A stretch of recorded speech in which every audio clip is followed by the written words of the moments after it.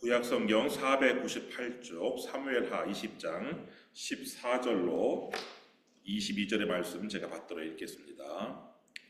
세바가 이스라엘 모든 지파 가운데 두루 다녀서 아벨과 벳마아가와 베림 온 땅에 이르니 그 무리도 다 모여 그를 따르더라.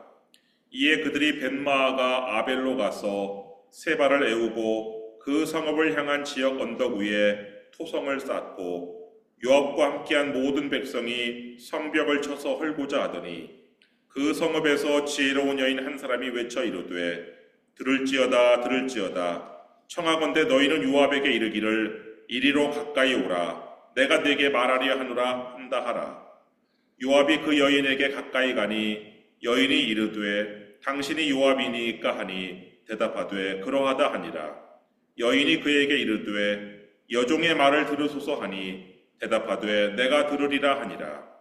여인이 말하여 이르되 옛사람들이 흔히 말하기를 아벨에게 가서 물을 것이라 하고 그 일을 끝내었나이다. 나는 이스라엘의 화평하고 충성된 자 중 하나이거늘 당신이 이스라엘 가운데 어머니 같은 성을 멸하고자 하시는도다. 어찌하여 당신이 여호와의 기업을 삼키고자 하시나이까 하니 요압이 대답하여 이르되 결단코 그렇지 아니하다. 결단코 그렇지 아니하다. 삼키거나 멸하거나 하려 함이 아니니 그 일이 그러한 것이 아니니라. 에브라임 산지 사람 비그리의 아들 그의 이름을 세바라 하는 자가 손을 들어 왕 다윗을 대적하였나니 너희가 그만 내주면 내가 이 성벽에서 떠나가리라 하니라. 여인이 요압에게 이르되 그의 머리를 성벽에서 당신에게 내어 던지리이다 하고 이에 여인이 그의 지혜를 가지고 모든 백성에게 나아가매 그들이 비그리의 아들 세바의 머리를 베어 요압에게 던진지라. 이에 요압이 나팔을 불매 무리가 흩어져 성읍에서 물러나 각기 장막으로 돌아가고 요압은 예루살렘으로 돌아와 왕에게 나아가니라. 아멘. 오늘 본문에는 세바와 요압 그리고 무명의 한 여인이 나옵니다. 이 세바는 불량배입니다. 사무엘하 20장 1절 말씀 보면은 마침 거기에 불량배 하나가 있으니 그의 이름은 세바인데 베냐민 사람 비그리의 아들이었더라. 그가 나팔을 불며 이르되 우리는 다윗과 나를 분깃이 없으며 이새의 아들에게서 받을 유산이 우리에게 없도다. 이스라엘아 각각 장막으로 돌아가라 하매. 우리는 흔히 불량배라고 한다면은 그냥 건달이나 깡패를 이렇게 생각하기가 쉬워요. 그러나 1절에서 이 불량배라고 번역한 이 히브리어 단어는 벨리알입니다. 이 벨리알은 신약 성경에 그 이름 그대로 등장을 하는데 고린도 후서 6장 15절 말씀 보면은 그리스도와 벨리알이 어찌 조화되며 믿는 자와 믿지 않는 자가 어찌 상관하며. 그러니까 이 벨리알이라는 것은 예수 그리스도와 반대되는 존재, 악마, 사탄을 뜻하는 그런 단어예요. 그러니까 여기서 이 벨리알이라고 번역된 이 불량배, 이거는 단순히 어떤 행실이 나쁜 사람을 뜻하는 것이 아니라 악마 같은 사람을 뜻하는 거예요. 네, 여러분, 악마 같은 사람은 어떤 사람입니까? 머리에 뿔 2개 달리고 흉측하게 생기고 그런 사람이 악마 같은 사람이에요. 잠언 6장에는 벨리알이 어떤 사람인지 잘 묘사되어 있는데 잠언 6장 12절부터 14절 말씀 보면은 불량하고 악한 자는 구부러진 말을 하고 다니며 눈짓을 하며 발로 뜻을 보이며 손가락질을 하며 그의 마음에 패역을 품으며 항상 악을 꾀하여 다툼을 일으키는 자라. 이 잠언 6장 12절에 나오는 불량하고 악한 자, 이게 바로 벨리알이에요. 벨리알을 이렇게 번역한 거예요. 그러니까 벨리알은 어떤 사람이냐? 구부러진 말, 바르지 않은 말, 거짓말을 하며 돌아다니는 사람이에요. 그리고 항상 마음에는 패역을 품고 항상 악을 꾀하면서 다툼을 일으키고 싸움을 부추기는 그런 사람이 바로 벨리알이에요. 하나님의 아들들은 평화를 위하여 일하는 사람들이에요. 화평케 하는 사람, 피스메이커. 이게 하나님의 아들들이라면 이 벨리알, 이 사탄의 자식들은 어떤 사람들이냐? 다툼을 일으키고 분쟁을 꾀하고 싸움을 부추기는 그런 존재가 바로 이 벨리알인데, 이 세바가 바로 그런 벨리알이에요. 세바는 반역했다가 다시 다윗에게로 돌아온 이스라엘을 다시 반역의 길로 인도해요. 이 베냐민 사람 세바가 나팔을 불었어요. 1절 말씀 다시 보면은, 마침 거기에 불량배 하나가 있으니 그의 이름은 세바인데 베냐민 사람 비그리의 아들이었더라. 그가 나팔을 불며 이르되, 이 세바가 베냐민 사람인 걸로 보아서 이 다윗에게 막 저주하고 돌을 던졌던 그 시므이가 데리고 온 그 1000명의 베냐민 지파 사람, 그 중에 한 명이었을 것이 분명해요. 근데 이 세바는 나팔을 준비해 갖고 왔어요. 왜 세바는 나팔을 준비해 갖고 왔을까요? 당시 나팔은 여러 용도로 사용되었는데, 첫째는 신호나팔이에요. 군대에서 신호나팔로 사용되었는데, 민수기 31장 6절 말씀 보면은, 모세가 각 지파에 1000명씩 싸움에 보내되 제사장 엘르아살의 아들 비느하스에게 성소의 기구와 신호나팔을 들려서 그들과 함께 전쟁에 보내매. 그래서 나팔은 주로 전쟁 때 사용을 하죠. 오늘 본문에서도 요압이 나팔을 불어서 군대를 해산하죠. 그 마지막 절 보면은 22절 말씀 보면은, 이에 여인이 그의 지혜를 가지고 모든 백성에게 나아가매 그들이 비그리의 아들 세바의 머리를 베어 요압에게 던진지라. 이에 요압이 나팔을 불매 무리가 흩어져 성읍에서 물러나 각기 장막으로 돌아가고. 그래서 나팔은 이렇게 전쟁 용도로 사용되는 거예요. 그 다음 두 번째는 종교적 용도로 사용되었어요. 민수기 10장 10절 말씀 보면은, 또 너희의 희락의 날과 너희가 정한 절기와 초하루에는 번제물을 드리고 화목제물을 드리며 나팔을 불라. 그로 말미암아 너희 하나님이 너희를 기억하시리라. 나는 너희 하나님 여호와니라. 그러니까 예배를 드리고 제물만 드리고 끝나는 것이 아니라 나팔을 부르라고 그랬어요. 그러면 하나님께서 기억하신다고 그랬어요. 근데 이 종교적 용도로 이 나팔이 사용될 때는 누가 부냐? 제사장들이 부는 거예요. 그 다음 세 번째 용도가 바로 어떤 용도냐? 새로운 왕이 나타날 때 나팔을 불었어요.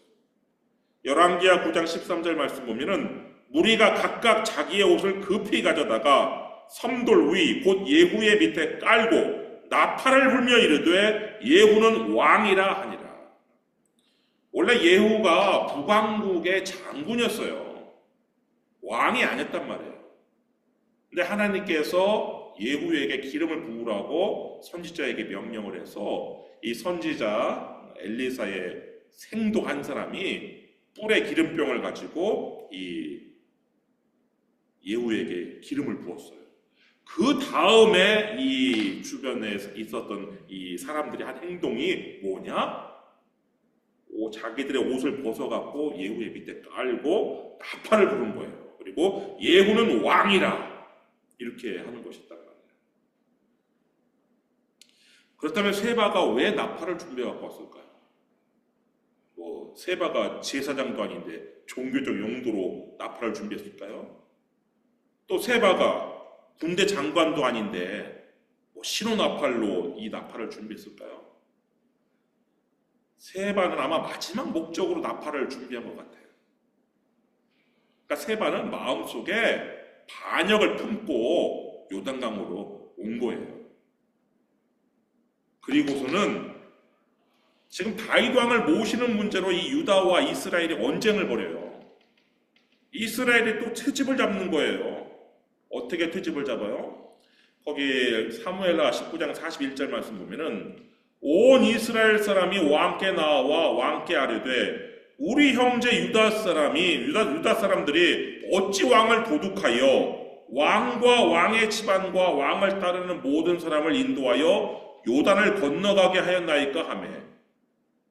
이스라엘 사람들이 왜 유다가 왕을 건너가게 했느냐라고 따지고 들어요. 지금 이 다윗 왕한테. 얼마 전까지 다윗은 우리 왕이다, 우리 왕이 아닙니다, 아니다 하면서 다윗을 죽이자 하면서 모였던 이 이스라엘이 지금 쓸데없는 걸로 트집을 잡고 시비를 거는 거예요. 그래서 유다 사람들이 이렇게 대답해요. 41절 말씀 보면은 모든 유다 사람이 이스라엘 사람에게 대답하되 왕은 우리의 종친인 까닭이라 너희가 어찌 이 일에 대하여 분내느냐? 우리가 왕의 것을 조금이라도 얻어먹었느냐? 왕께서 우리에게 선물로 주신 것이 있느냐? 그러니까 유다 사람들이 아니 왕이 우리의 종친이라 우리가 값없이 왕한테 우리가 뭐 대가를 받았느냐? 값없이 그냥 왕을 나룻배를 이용해서 건네준 건데 왜 니네가 이 일 때문에 이렇게 성을 내느냐라고 따지고 드니까 43절 이스라엘 사람이 유다 사람에게 대답하여 이르되 우리는 왕에 대하여 열 몫을 가졌으니 다윗에게 대하여 너희보다 더욱 관계가 있거늘 너희가 어찌 우리를 멸시하여 우리 왕을 모셔오는 일에 먼저 우리와 의논하지 아니하였느냐 하나하나 유다 사람의 말이 이스라엘 사람의 말보다 더 강경하였더라. 이스라엘 사람들은 왜 니네가 우리랑 상의도 없이 이렇게 했느냐? 이게 지금 못마땅한 거예요. 아니 얼마 전까지 반역을 저질렀던 사람인데 무슨 상의를 하냐고요. 그런데 이렇게 트집을 잡는 거예요. 근데 여기다 기름을 부은 것이 바로 누구냐? 이 세바예요. 이 세바가 나팔을 불어요. 나팔을 불면서 뭐라고 얘기하느냐? 우리는 다윗과 나를 부른 것이 없다. 여러분 오늘날은 우리가 왕의 대통령의 이름을 그냥 우리가 부를 수 있어요. 근데 과거 왕의 이름은요 아무도 부를 수 없는 이름이에요. 이름은 있지만 그 이름을 부를 수가 없어요. 근데 이 세바는 지금 왕의 이름을 함부로 지금 부르고 있어요. 나아가서 다윗을 이새의 아들이라고 호칭을 하는데 이새의 아들에게서 받을 유산이 우리에게 없도다. 여러분 이새의 아들이라는 이 말은 이 호칭은 맞는 말이에요. 다윗의 아버지가 이새니까. 근데 이 이새의 아들이라는 이 뉘앙스는 어떻게 바뀌었느냐? 사울 왕이 다윗을 경멸하며 부르는 그런 말로 마치 우리가 뭐 나쁜 말이긴 하지만 흑인을 향해서 뭐 N자가 들어가는 단어를 쓴다든가 또 뭐 일본 사람들 향해서 뭐 발에 관한 단어를 쓴다든가 뭐 이런 식으로 이 다윗을 멸시하면서 경멸하면서 불렀던 호칭이 이새의 아들이에요. 사무엘상 20장 27절 말씀 보면은 이튿날 곧 그 달의 둘째 날에도 다윗의 자리가 여전히 비었으므로 사울이 그의 아들 요나단에게 묻되 이새의 아들이 어찌하여 어제와 오늘 식사에 나오지 아니하느냐 하니. 또한 이 이새의 아들이라는 그런 호칭을 누가 사용했느냐? 이 나발이 다윗을 멸시하며 지칭할 때 또 사용한 단어이기도 하죠. 사무엘상 25장 10절 말씀 보면은 나발이 다윗의 사환들에게 대답하여 이르되 다윗은 누구며 이새의 아들은 누구냐? 요즘에 각기 주인에게서 억지로 떠나는 종이 많다.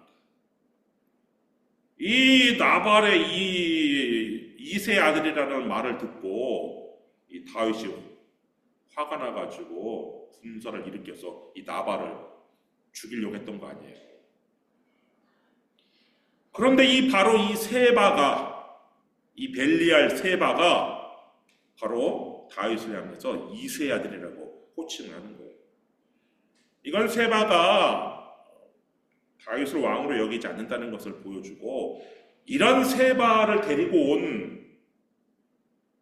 그 다윗을 저주하고 다윗에게 막 돌팔매질을 던졌던 시므이가 진짜 자신의 죄를 뉘우치지 않았다는 것을 보여주는 반증인 거죠.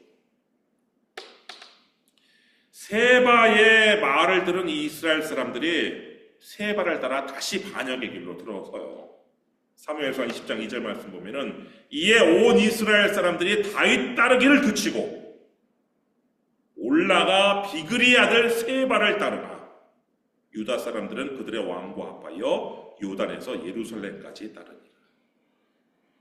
이 세바가 모처럼 만에 다시 반역했다가 돌아온 이스라엘 백성들을 다시 반역의 길로, 다시 분열시키고 다시 서로 싸우게 하는 그 길로 들어서게 했기 때문에 이 바로 세바가 벨리알, 우리말로는 불량배라고 번역했는데 이 말은 이 단어보다는 오히려 정말 악한 악마 같은 사람이라고 생각하는 그 벨리알이라는 단어 그대로 사용하는 게 더 어울리는데, 여하튼 벨리알이에요, 이 세바가. 사실 지금 압살롬의 반란의 상처가 아직 채 아물지도 않았어요.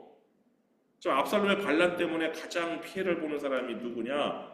그 10명의 후궁들이에요. 3절 말씀 보면은 다윗이 예루살렘 본궁에 이르러 전에 머물러 왕궁을 지키게 한 후궁 10명을 잡아 별실에 가두고 먹을 것만 주고 그들에게 관계하지 아니하니 그들이 죽는 날까지 갇혀서 생곽으로 지냅니다. 아니, 이 예루살렘에 남아있던 이 10명의 후궁들은 무슨 죄가 있어요? 다윗이 남으라고 그래서 피난가지도 못하고 그냥 남아서 궁을 지키다가 그냥 압살롬한테 그렇게 욕을 당했는데 그것 때문에 그냥 죽을 때까지 별실에 갇혀서 생각으로 지내야 하니까 이게 도대체 이게 무슨 날벼락이에요? 지금 압살롬의 반란의 상처가 아물지도 않았어요, 이렇게. 그런데 또다시 지금 세바의 반란이 일어난 거예요. 다윗은 이 세바의 반란을 압살롬의 반란보다 더 위험한 것으로 여겼는데요. 6절 말씀 보면은 다윗이 이에 아비새에게 이르되 이제 비그리 아들 세바가 압살롬보다 우리를 더 해하리니 너는 내 주의 부하들을 데리고 그의 뒤를 쫓아가라. 그가 견고한 성읍에 들어가 우리들을 피할까 염려하노라 하매. 지금 압살롬의 반역은 그냥 이 다윗 왕에 대한 개인적인 위협이었어요. 압살롬 때문에 나라가 분열되거나 그러진 않았어요. 그런데 이 세바의 반역은 지금 완전히 그 이스라엘을 떼어내는, 유다만 남기는 지금 왕국의 통일성에 대한 위협이었기 때문에 이 다윗은 이 세바의 반란을 압살롬의 반란보다 더 위험한 것으로 생각을 했어요. 세바는 이 다윗이 우려하는 대로 아주 온 이스라엘을 돌아다니면서 이스라엘의 반역을 부추겼어요. 14절 말씀 보면은 세바가 이스라엘 모든 지파 가운데 두루 다녀서 아벨과 벳마가와 베림 온 땅에 이르니 그 무리도 다 모여 그를 따르더라. 세바가 돌아다니면서 무슨 말을 했겠어요? 구부러진 말을 하며 돌아다녔겠죠. 사실 바르지 않은 말, 곧지 않은 말, 다윗에 대한 우리는 다윗보다 나를 분기시었다. 이새의 아들에게서 받을 유산이 우리에게 없다. 또 이 말을 하면서 돌아다녔겠죠. 그리고 다윗이 우려한 대로 견고한 요새 중 하나인 이 아벨에 들어갔어요. 이 아벨은 어디에 있는 성읍이냐면 이 다윗 왕국의 북쪽 경계에 단이라는 성읍이 있죠. 그래서 브엘세바부터 단까지, 단에서부터 브엘세바까지 이렇게 우리가 이스라엘을 이야기할 때 그렇게 이야기하는데 그 단의 옆쪽에 있는 성읍이 바로 이 아벨인데 이 아벨도 아주 견고한 성읍, 요새 성읍이었어요. 근데 거기에 지금 이 세바가 자기를 따르는 사람들하고 함께 거기에 들어가서 그 아벨이 이 반역의 중심지가 되어버렸어요. 다윗은 처음에 이 반란군 진압을 누구에게 맡겼냐면 요압에게 맡긴 것이 아니라 아마사에게 맡겼어요. 그 4절 말씀 보면은 왕이 아마사에게 이르되 너는 나를 위하여 3일 내로 유다 사람을 큰 소리로 불러 모으고 너도 여기 있으라 하니라. 아마사가 유다 지파예요. 그리고 원래 이 압살롬 군대의 사령관이었단 말이에요. 그때 유다 사람들을 이끌었던 이 아마사가 그 당시 유다 사람들하고 이스라엘 사람들을 다 이끌어서 반란군의 수장이긴 했는데 이 다윗이 이렇게 아마사를 포용했죠. 그러면서 아마사에게 약속한 것이 바로 총사령관 자리였단 말이에요. 그 사무엘하 19장 13절 말씀 보면은 너희는 또 아마사에게 이르기를 너는 내 골육이 아니냐 내가 요압을 이어서 항상 내 앞에서 지휘관이 되지 아니하면 하나님이 내게 벌 위에 벌을 내리시기를 바라노라 하셨다 하라 하여. 그렇게 해서 이 다윗이 아마사에게 군사령관, 총사령관 자리를 약속하고 이 아마사를 포용했단 말이에요. 그래서 유다 지파가 전부 다 마음을 다윗에게 돌린 것인데 지금 굉장히 시간이 촉박해요. 이 세바가 얼른 도망쳐가지고 반란군들을 이끌고 견고한 성읍에 들어가면 잡기가 어렵기 때문에 3일이라는 시간을 줬어요. 3일 내에 유다 민병대들을 소집해가지고 지금 내 앞에 데리고 와라. 이렇게 지금 했는데 이 아마사가 이 능력이 조금 부족한 사람이었던 것 같아요. 5절 말씀 보면은 아마사가 유다 사람을 모으러 가더니 왕이 정한 기일에 지체든지라. 3일 내로 오지 못했어요. 다윗의 마음은 지금 조급한 거예요. 이 세바가 얼른 이게 반란이 커지기 전에 얼른 조기 진압을 해야 되는데 지금 약속한 3일이 지나도 이 아마사는 오지 않으니까. 그래갖고 지금 예루살렘에 주둔하고 있는 많지는 않지만 이 병력을 지금 진압군으로 보내기 시작했어요. 보냈어요. 6절 말씀 보면은 다윗이 이에 아비새에게 이르되 이제 비그리 아들 세바가 압살롬보다 우리를 더 헤아리니 너는 내 주의 부하들을 데리고 그의 뒤를 쫓아가라. 그가 견고한 성읍에 들어가 우리들을 피할까 염려하노라 하며. 그런데 예루살렘에 주둔하고 있는 이 다윗의 군대를 보낼 때 또 누구에게 맡겨 보냈냐면 요압이 아니라 요압의 동생인 아비새에게 맡긴 거예요. 다윗은요 아주 요압은 철저하게 배제시켰어요. 왜 배제시켰어요? 요압의 능력은 출중해요. 전쟁 경험도 풍부해요. 요압이 총사령관 자리도 어떻게 얻었어요? 그 예루살렘 성 먼저 거기 기어 올라가가지고 정복해서 얻은 거잖아요. 그러니까 굉장히 개인적으로 능력도 출중하고 전략도 잘 세우고 그 어려운 암몬의 그 수도인 왕도인 라빠도 쳐서 점령하고 하여튼 뭐 뛰어난데 이 요압이 지난번 전쟁에서 압살롬을 죽이지 말라는 이 왕명을 지 마음대로 어기고 전시의 항명죄를 범했단 말이에요.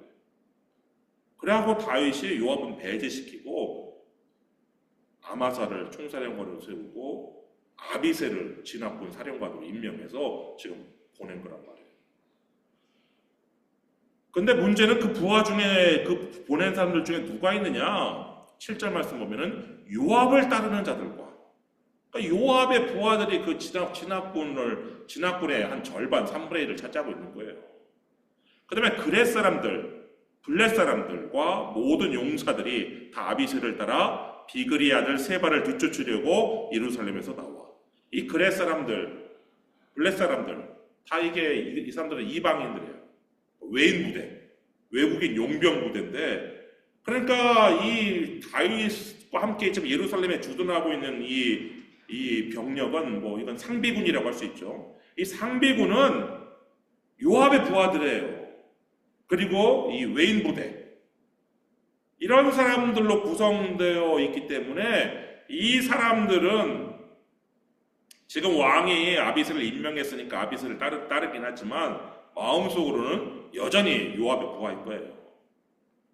요압도 이 중에 들어 있었어요. 요압도 동생 아비새의 그냥 휘하에 지금 들어가서 지금 세바를 뒤쫓아 가는 이 군대 안에 있었는데 8절 말씀 보면은 기브온 큰 바위 곁에 이름에 기브온은 예루살렘 북쪽에 그 성읍인데 그 베냐민 지파의 성읍이죠. 그 기브온에 있는 그 바위 곁에 이르니까 누가 왔느냐? 아마사가 맞으러 오니 아마사가 유다 지파를 이제 모은 유다 지파를 데리고 이 기브온에서 이 상비군과 합류를 한 거예요. 그래서 이제 이 진압군의 지휘봉은 누가 쥐게 되었냐면 이제 아마사가 쥐게 되는 거예요. 다윗이 아마사를 총사령관으로 임명했으니까. 그런데 요압은 내가 동생 아빗의 휘하에는 있을지언정 아마사 휘하에는 있지 못하겠다라고 생각했던 것 같아요. 아마사가 적장이었잖아요. 얼마 전 그 마하나임 그 근처에서 전쟁할 때 요압은 다윗의 군대 중에서 3분의 1을 이끌었고 이 아마사는 이 반란군 수장이었잖아요. 그러니까 서로 적장으로 만난 그런 사이란 말이에요. 비록 친척간이긴 하지만 이모의 아들이니까 이종 사촌간이잖아요.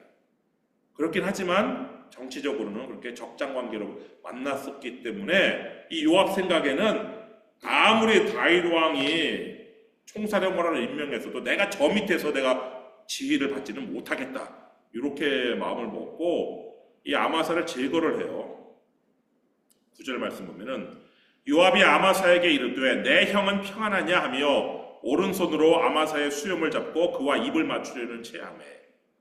먼저 요압은 아마사에게 싸우자 이렇게 막 정정당당하게 일들로 싸워서 이긴 것이 아니라 아마사가 아마 형이었나 봐요. 사촌형. 내 형은 평안하냐 하면서 인사하는 척 해요.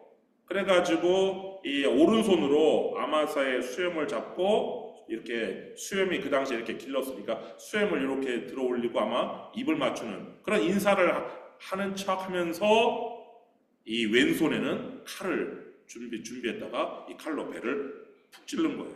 10절 말씀 보면은 아마사가 요압의 손에 있는 칼은 주의하지 아니한지라. 그러니까 왼손에 있는 칼을 아마사가 생각하지 못한 거예요. 그러니까 아마사는 여러 가지를 볼 때 좀 능력이 많이 떨어지는 그런 사람이었었는데 어쩌다가 지금 이 자리에 올랐다가 이렇게 요압에게 죽고 마는데 요압이 칼로 그의 배를 찌르매 그의 창자가 땅에 쏟아지니 그를 다시 치지 아니하여도 죽으니라. 요압과 그의 동생 아비새가 비그리 아들 세바를 뒤쫓을세. 이렇게 해가지고 이 요압이 왕이 임명한 이 총사령관을 죽이고 자기가 다시 군권을 장악해요. 전에는 이 군인들이 누구의 뒤를 따라 나갔냐면 아비새를 따라갔다고 되어 있는데 이제는 요압과 그의 동생 아비새라고 해서 요압이 이제 전면에 등장을 해요. 이후에는 요압이 그냥 주도해서 이 전쟁을 이끌어 나가요. 그러니까 이 유다 민병들은 갑자기 자기들의 눈앞에서 벌어진 이 군사 반란이죠. 이거 깜짝 놀라죠. 자기들의 총사령관 아마사가 그냥 칼에 찔려가고 창자가 나와가지고 그냥 길거리에 그냥 피투성이로 쓰러져 있으니까 어쩔 줄을 모르고 당황하는 거예요. 그런데 이 요압의 부하 중 한 사람이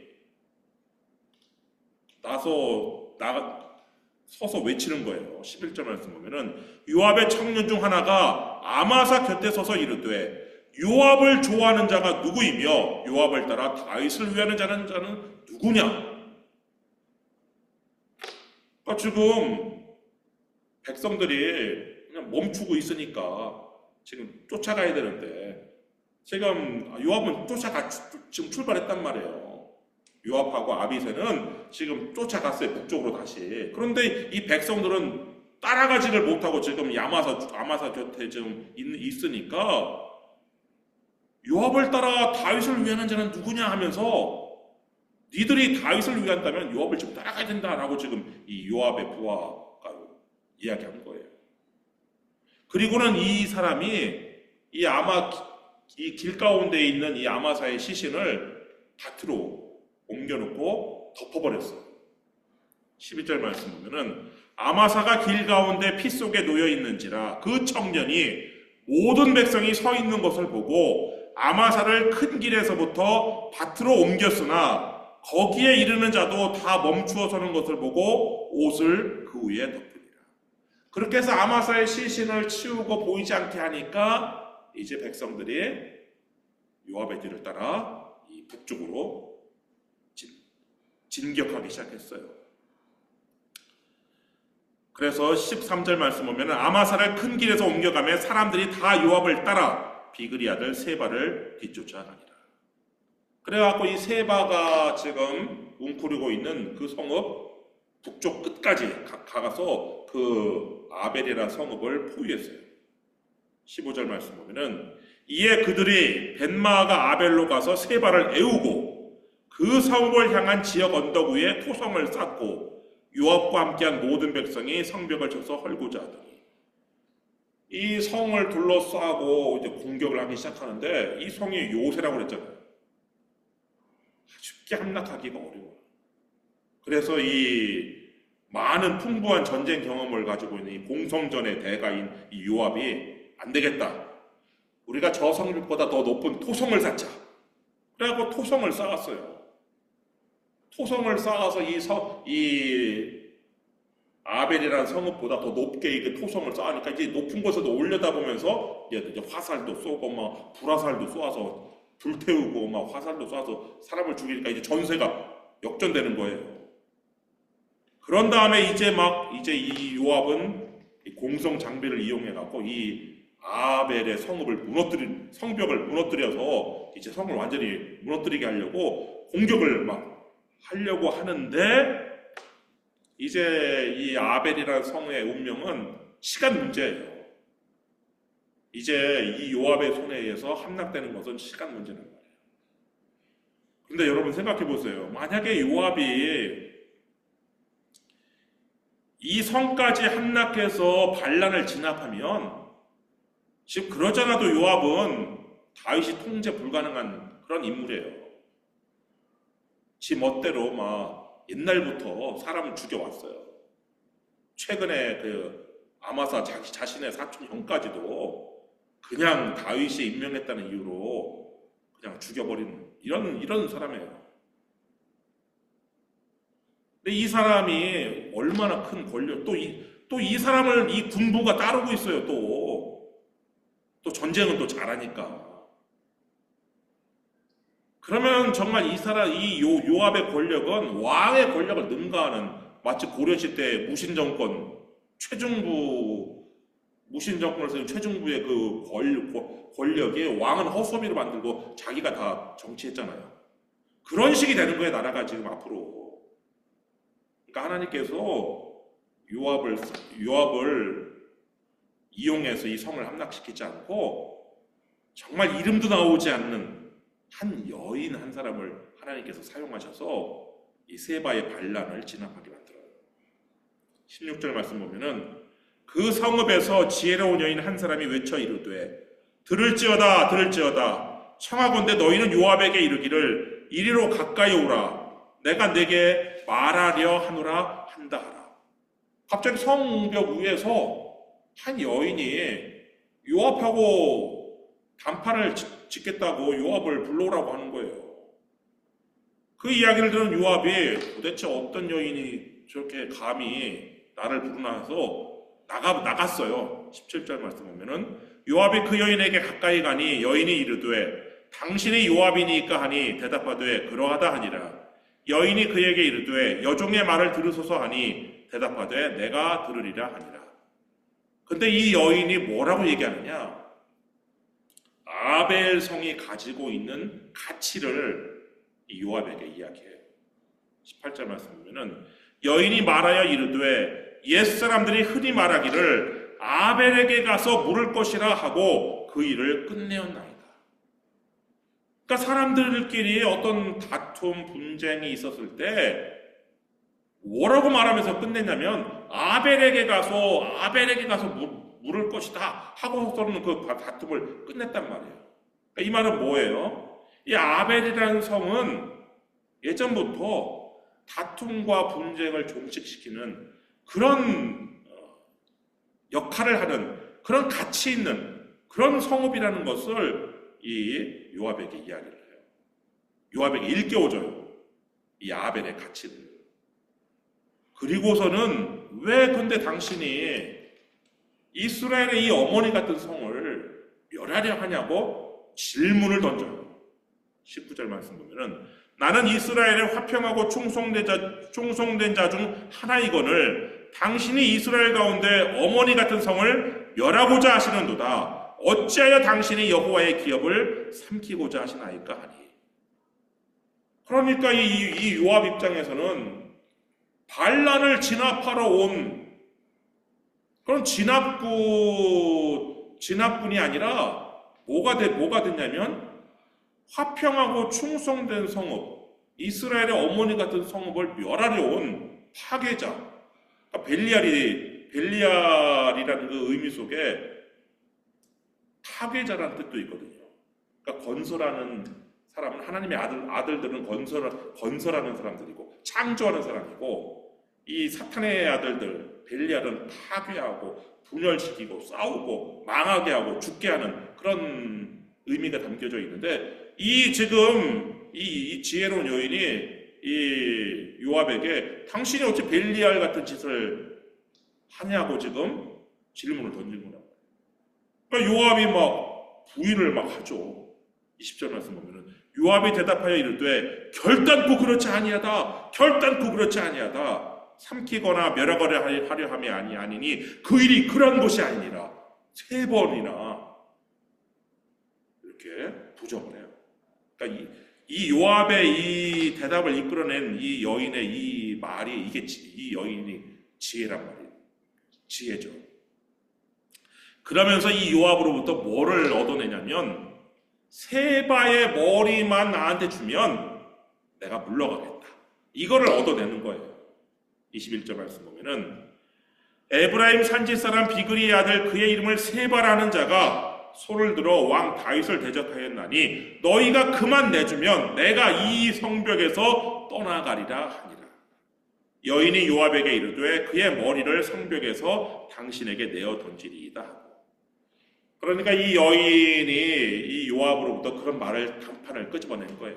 세바의 머리만 주면 내가 모든 공격을 멈추겠다. 이 단판을 끊는 이 여인이, 이제 문제는 또 사람들을 설득해야 될 거 아니에요.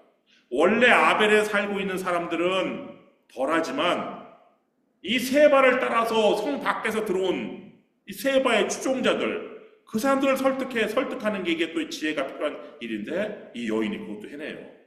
22절 말씀 보면은 이에 여인이 그의 지혜를 가지고 모든 백성에게 나아가매 그들이 비그리 아들 세바의 머리를 베어 요압에게 던진지라. 이에 요압이 나팔을 불매 무리가 흩어져 성읍에서 물러나 각기 장막으로 돌아가고 요압은 예루살렘으로 돌아와 왕에게 나아가니라. 여인이 설득을 해가지고 세바의 머리를 요압에게 던져줬어요. 그러니까 요압은 자기가 약속한 대로 나팔을 불어서 군대를 해산시키고, 자기는 요압의 머리를 들고 자신의 부하들과 함께 예루살렘에 다윗 왕 앞에 딱 나간 거예요. 참 다윗 입장에서 이놈을, 요압을 이걸 죽일 수도 없고 살릴 수도 없고 참 미치고 팔짝 뛸 일이죠.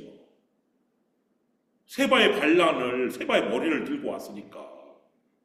비록 자기가 임명한 아마사를 죽임으로써 왕의 권위에 도전했지만 반란을 진압했으니까.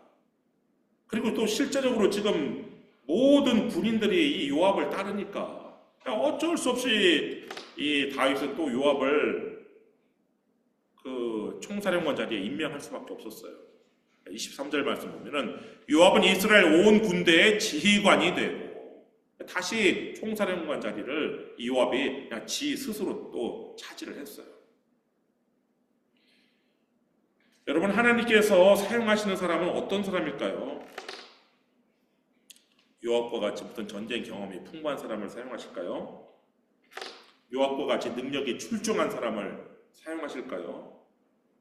아니면 뭐 가문이 좋은 사람? 하나님께서 사용하신 오늘 본문의 이 여인은요, 그냥 집에서 살림이나 하던 여인이에요. 이름도 나오지 않을 정도로, 그의 가문이 어떤 가문인지도 나오지 않을 정도로 아주 미천한 가문에 보잘것없는 여인이란 말이에요. 그러나 이 여인에게는 뭐가 있었느냐? 지혜가 있었어요. 하나님께서 어떤 사람을 사용하시느냐? 지혜로운 사람을 사용하셨어요.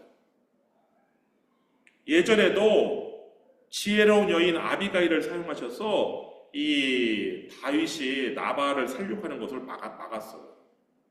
그리고 오늘 본문에서는 이 이름도 나오지 않는 이 지혜로운 여인을 사용하셔서 이 아벨에 대한 요압의 공격을 멈추겠단 말이에요. 여러분, 그런 지혜는 어디에서 오는 거예요? 시편 19편 7절 말씀 보면은 여호와의 율법은 완전하여 영혼을 소성시키며 여호와의 증거는 확실하여 우둔한 자를 지혜롭게 하며. 하나님으로부터, 하나님의 말씀으로부터 오는 것이란 말이에요.